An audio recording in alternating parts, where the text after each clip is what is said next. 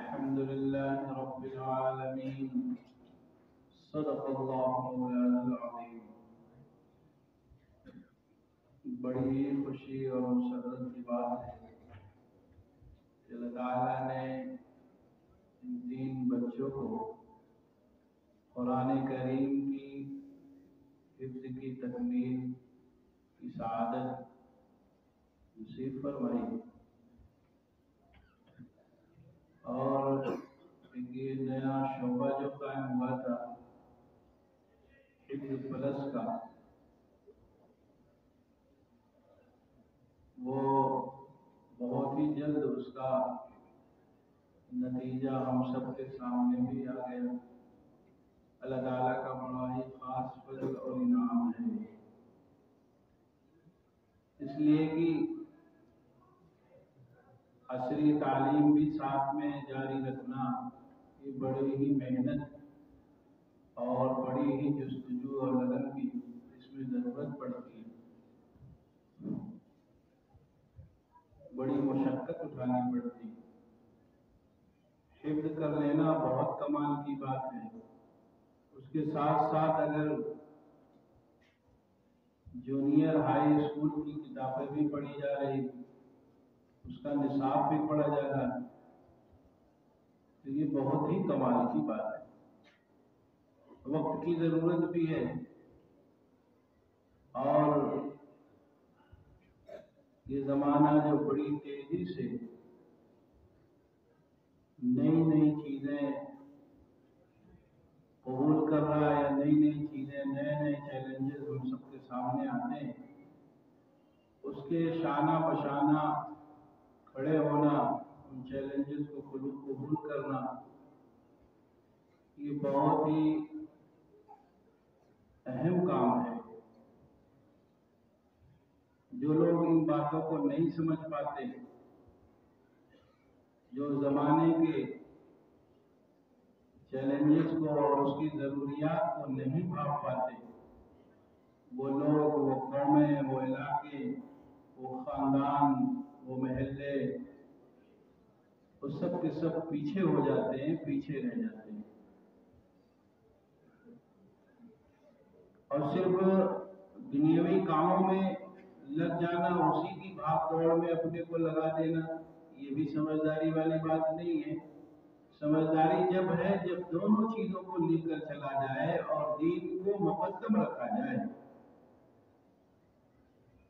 دین کو چھوڑ کر دنیاوی ضروریات کو حاصل کرنا اور صرف دنیاوی چیزوں کے پیچھے لگ جانا، لگ پڑنا، اس کے پیچھے اپنے آپ کو لگا دینا،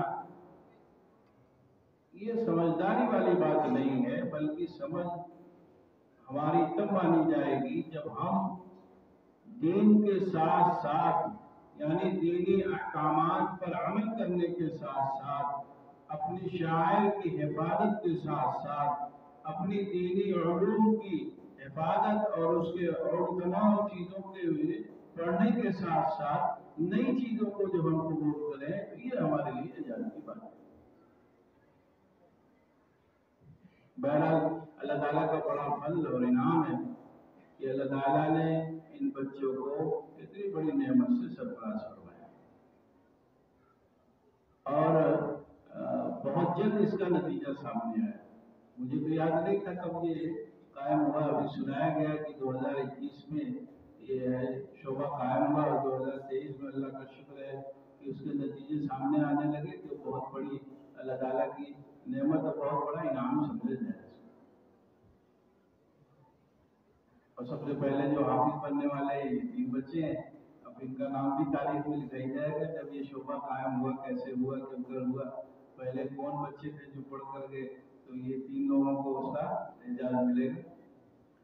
بہرحال اور طلبہ جو ہیں اور بچے بھی ہیں، بس مختصر بات ختم کروں اس لیے کہ آپ کی پڑھائی کے اوقات چل رہے ہیں جو بہت قیمتی ہیں.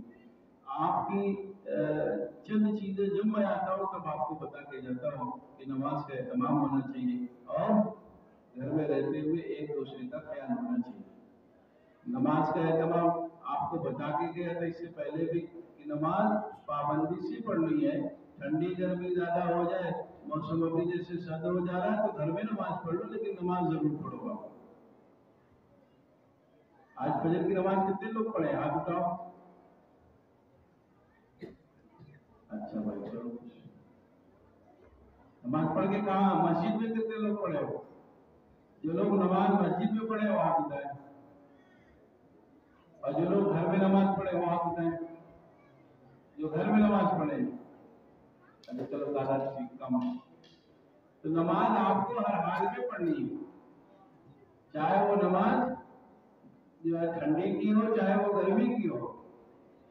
अगर ज्यादा मौसम खराब हो रहा है और आपका जाना आना ठीक नहीं है तो आप घर ही में नमाज पढ़ लो, लेकिन नमाज की आपको पाबंदी करनी है। दूसरी चीज ये बताता रहता हूँ आपको कि घर में रहते हुए झगड़ा नहीं करना, एक दूसरे का ख्याल रखना है।